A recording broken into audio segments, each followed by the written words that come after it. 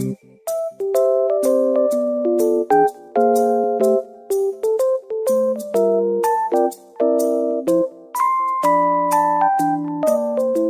wabarakatuh. Perkenalkan, nama saya Muhammad Abdul Jabar. Saya di sini dari kelompok 4 psikologi kepribadian.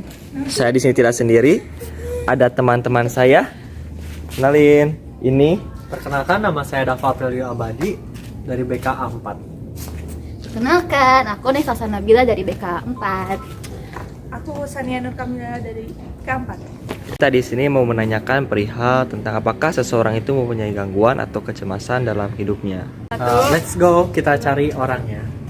Let's go. Guys, mungkin sekarang kita mulai untuk mencari siapa seseorang yang akan kita untuk diwawancarai. Ayo guys, kita cari. Oh, itu tuh. Wah, ada mbak-mbak. Oke kak, hari nama saya Jabar. Boleh minta waktunya sebentar? Oh, boleh. Boleh. Di sini saya dari UPI Siliwangi mau menanyakan perihal tentang kesehatan mental atau mungkin psikologi kepribadian. Nah, jadi sekarang kita udah bersama narasumber kita. Boleh mungkin perkenalkan diri. Halo, perkenalkan nama saya Ika Rahmawati. Kakaknya ini lagi sibuk apa ya kalau boleh tahu? Akhir-akhir ini sih lagi sibuk kuliah aja. Kuliah di mana emang? Di UPI Siliwangi. Wah, kebetulan sama saya juga. Selama menjalani perkuliahan ini, Kak, apakah Kakak pernah mengalami sebuah kecemasan pada saat pembelajaran? Kalau kecemasan sih lebih ke overthinking nilai ya, gitu. Takut nilainya, wah nilai saya jelek nih, takut gitu. Berarti lebih ke bidang akademik ya, Kak, kalau apalagi sekarang habis menjalani UAS ya, Kak, udah beres ya? Nah iya bener, Oh. habis UAS. Kalau misalkan dalam kecemasan itu, overthinkingnya kayak gimana sih, Kak, kalau boleh tahu? Ya itu kayak kepikiran, tadi jawabannya bener nggak ya gitu. Terus nilainya berapa ya, takut kecil gitu. Jadi begitu guys. Nah, jadi untuk sebelumnya, Kak, pernah nggak sih Kakak mendiagnosis diri Kakak ini misalkan kayak terkena anxiety atau sindrom lain gitu, kayak yang lagi tren sekarang? Pernah nggak, Kak? Enggak sih, soalnya kan setahu saya itu tuh harusnya dari pihak-pihak yang berwenang ya, kayak psikiater, psikolog gitu. Jadi saya hanya menikmati kestresan menjadi mahasiswa aja sih. Ya, emang harusnya sih kita tuh nggak boleh mendiagnosis diri kita. Misalkan kayak di Twitter tuh, Kak, wah ini Kak aku kena anxiety kayak gitu, emang bagus sih Kakak enggak. Terus ya udah ya. Baik kakak, makasih ya atas partisipasinya udah membantu kita. Mungkin cukup sekian dari kelompok kami. Sekian dan terima kasih. Assalamualaikum, dadah. Wawancara tadi, kelompok kami dapat menyimpulkan bahwa kecemasan itu sering dialami oleh setiap orang. Yang lebih kita kenal atau yang lebih kita ketahui yaitu dengan sebutan anxiety. Nah, untuk penjelasan tentang anxiety itu apa, tonton videonya sampai akhir ya. Bye-bye. Ya, gangguan kecemasan atau yang kita sebut sebagai ansietas adalah merupakan gangguan jiwa yang ditandai dengan munculnya rasa khawatir, cemas, overthinking yang berlebihan terhadap sesuatu hal yang terjadi dalam kehidupan sehari-hari. Sebenarnya cemas itu adalah sesuatu hal yang normal, wajar dan alamiah dalam kehidupan kita sehari-hari. Dan cemas yang normal itu membuat kita menjadi lebih bisa mempersiapkan diri, mengeluarkan potensi kita yang terbaik, dan juga membina karakter kita menjadi ke arah yang lebih baik. Tetapi yang kita sebut gangguan cemas atau ansietas, di mana kecemasan itu bukan hanya dalam pikiran kita saja, tapi sudah mengganggu ke organ tubuh kita.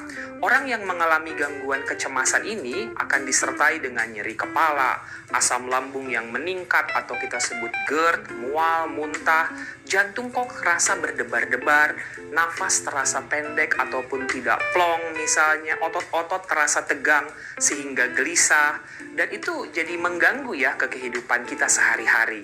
Yang bersangkutan jadi nggak bisa tidur, nggak bisa mengerjakan pekerjaannya dengan baik, makan dan minum juga menjadi terganggu, dan relasi dengan orang lain juga kemudian menjadi tidak baik.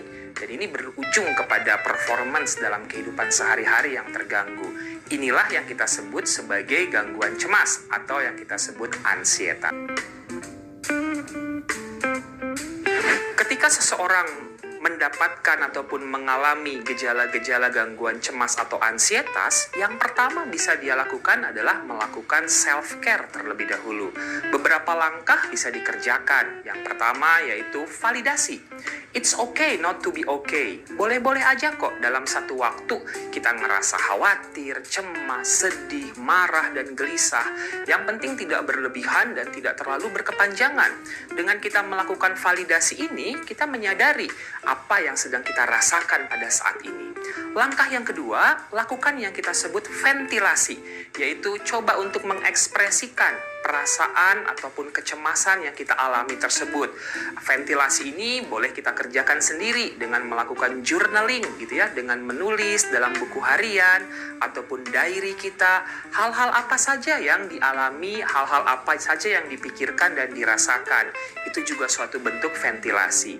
Ventilasi lain yang baik adalah dengan bercerita kepada orang-orang yang kita percaya tentunya ya. Nah, dengan kita bercerita tersebut dan orang tersebut mau mendengarkan, memberikan respon yang positif, ada suatu ventilasi dari perasaan kecemasan tersebut. Langkah yang ketiga adalah lakukan yang kita sebut regulasi.